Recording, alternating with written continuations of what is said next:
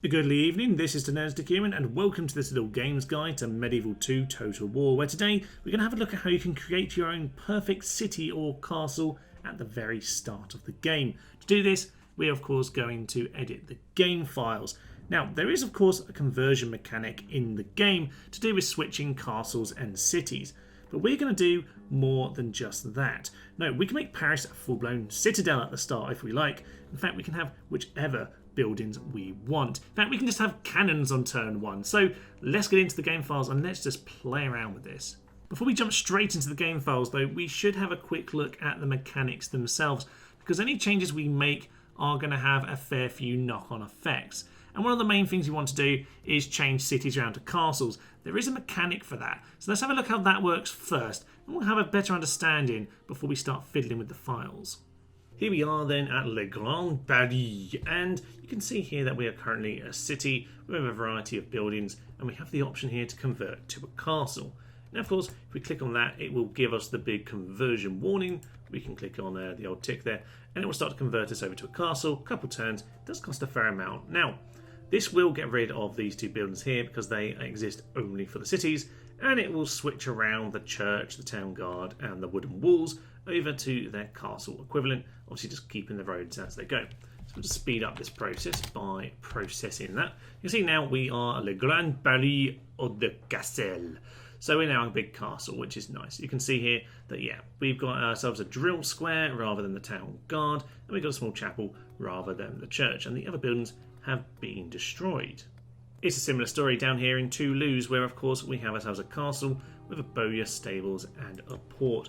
We can convert that over to a large town as well, and it converts to the equivalent size. So we'll just process that as well. Toulouse. And with that you can see, yeah, now it's got rid of the two buildings that couldn't fit into the castle, or into the town even in this case, and the port can obviously remain. So it's a fairly simple little system, costs a bit of money, enemies can flip them around whenever you like. Now I say you can switch these around whenever you like, but of course you can't, it's not quite that simple. If you have a big enough city, a minor city, then the option is no longer there. I suppose the town is too big and sprawling that you can't convert it over to a castle anymore. So of course minor cities are at 6,000 population, and you can see here as a minor city I can't convert it back around. However, it's not quite that simple actually. Let's go over to Ulzin over here. Now you can see this is currently a large town. I can still convert it to a castle. Now I'm going to artificially add some population into here, so let's just pump a little bit in. In fact, let's just keep going, to be honest. And yeah, if we load this back up now, you can see here it's 29,000. We can still convert to a castle though. The population itself doesn't actually matter, it's the level of the city. This is still a large town, we haven't upgraded it yet. So just bear that in mind if you're wanting to switch all these around. Before we get into the game files though, I want to show you a little trick involved with this whole converting city malarkey. And it's something I made use of on my Kalmar Union campaign. Now effectively, when you have yourself a village like this, it's very small, it's going to take ages to grow. Population of 400, population growth of 3.5%. So that's going to be, what, 414 or so next turn. It's going to take a while to get up to 800 we need to build any interesting buildings in here. However, what we can do is we can convert it to a Motte and Bailey. Now, obviously, we've got our standard thing there. Let us simply process that. Now, firstly, we can actually immediately give ourselves a mustering hall, but more importantly, we can get ourselves wooden castle. So, process that again. We can even get ourselves a full-blown castle. Now, this is perhaps expensive, but you can get yourselves, in the amount of turns, well, way beyond the amount of turns it would take you to actually get up to 800. You've suddenly got yourselves a full-blown castle. A, it's useful if you want to get some troops out. But B, we can convert it over to a large town straight away from here. And then what, 400 population, and we have ourselves all of the infrastructure we would like to build. Now, you don't even have to convert it as far as the big castle like that, but it might be a good idea. You can now just process all of these buildings. You can see here though, that obviously as a large town, we actually have more buildings we can still get building. So essentially, population 400, obviously it would have gone up a little bit in those turns to convert to castle and build in the castle infrastructure. However, an awful lot of time saved in terms of waiting for this population to simply get up to 800, or indeed the 2000 needed for a large town. Once you've located your Medieval 2 Total War folder inside Steam Library, you can head into Data, and we are going to head straight to our favourite little file, the Desca_strat file. That is inside World, Maps, Campaign, Imperial Campaign, and eventually Desca_strat. Once inside the file, we're going to find France, use Control F, and that will head us down to that section of the file. And immediately you can see that Paris is sitting here straight away. So you've got ourselves a settlement. Now, if this part is blank, just a settlement, it's a city. And if we go down to Angers, down here you can see it says Settlement Castle on that section. So essentially, this will be a castle, and Paris will be a city. Now you know the size of it by level large town here.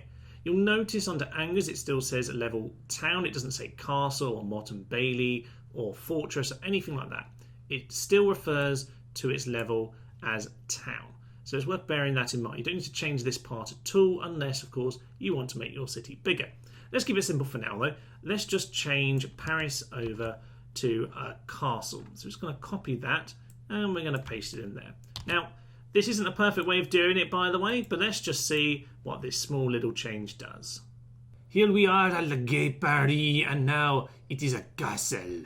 And of course, you might expect that it has changed everything round, but no, it hasn't, because we didn't change any of the buildings in the game file. We just changed the way it needs to be on the map, which is it's acting like a castle.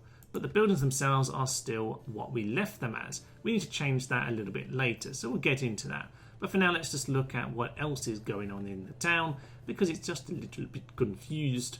Essentially, it is thinking it's a castle, so we can convert it to a town. You can build all the castle things, but we can also build the market, which we shouldn't normally be able to build, but because we got the grain exchange, it's letting us upgrade it. So the game's just a little bit confused here. You can play in a slightly bizarre, confused way if you want to. To be honest, I think we'll head back in the game files and go and fix it up, shall we? Back inside the game files then, and you can see the Grand Castle of Paris. And the reason it had the wooden wall and the barracks and the corn exchange is because, well, they're the buildings that are listed here. If we want those to change, we need to change them here as well. Now, the best way of doing that, I would suggest to you, is to go to another city or indeed a castle on the list here and take that stuff. You can try and add it in yourself, and I'll come to that later in the video, but it's always likely to go wrong. It takes a bit of fiddling. So what I'm going to do, I'm going to keep it simple. I'm just going to go down to Toulouse, and I'm going to go and take their list of buildings. I'm just going to dump those onto Paris. Now, to do that, I'm obviously going to have to get rid of all of this. I will point out, as ever, the formatting is really, really important. When I was practicing this, I missed this out and the game wouldn't work. Just a simple little bracket there is absolutely crucial. So what we've done is we've given the buildings from Toulouse over to Paris. It's still a castle. It's just changed the population just demonstration purposes, really. We'll save that up and we'll reload the game and see what we've done now. Now, as we try and load up the campaign, you might notice, yes, you're starting to get all these problems. These are common problems that people sometimes mention to me in the comments. It's normally from some little error over there, maybe a bracket, maybe a wrong line space or something like that. In this case, you might have figured out what it is. Yes, we put the port from Toulouse into a landlocked city. The game is not happy with it. I kind of would be interested to see. I thought it would process it actually, but it hasn't. So let's go back in the file, remove that quickly. Back inside the file, and yes indeed, we left the port in. Let's take the port out. I'm sure it'll be fine without the port. Okay, in future, yeah, bear that in mind. I was intrigued to see if that would work. Sadly, it did not, but hey-ho. Save up, let's reload. Back in our renamed city of Agincourt then, and you can see we've now got the stables and the boya just as we requested in the game files. You can see the population has also gone up to 7,800. It's pretty simple, really, to put whatever buildings you like into the start of your city or indeed your castle. So we'll go back in the files, and there's a couple of other things I want to show you. Number one, we'll convert a castle back over to a city just to show you that's absolutely fine. But also, I'll show you how you can find more variety of buildings, because of course, at the start of the game, inside the Desca strat file, there are only so many levels of buildings in there. And of course, it is useful to know what you need to put in the files in order to get all sorts of things. So we'll find some interesting things like the jousting list, and we'll throw those in as well. To start us off with then, let's go and change Angers around from a castle. Let's keep it nice and simple. Now, we have changed it around there, nice simply over to a town. Let us change this over though to just city. Let's just change it to city, just to show that we can change that around a little bit.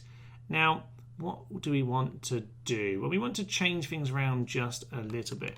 Perhaps we need to find ourselves another city inside the game files over here. Where is a city? There was a city over there. Let's go back to it. Venice. Good old Venice. Let's take some of the things from Venice over here. Does Angers have a port? I can't remember. I don't think it does. Let's just take this stuff, and we'll head back up to good old Angers. Perfect. And what we will do is, the jousting list. Oh yes, I already fiddled with that yesterday. Well, we'll get back to the jousting list in time. So we're now a city. We've got ourselves all of these buildings. I'm going to take out the port just in case it doesn't have a port. I don't think it does. And there we go. We should now have ourselves an improved Angers. Marvelous. We have ourselves Angers, and it is a full-blown city. Marvellous. Yes, so you can see now it's been built as a minor city. We've got ourselves all the upgrades that go with it. Obviously, we just stole Venice, basically. Very built up Venice. Didn't realise just how much of an advantage it had. There we go.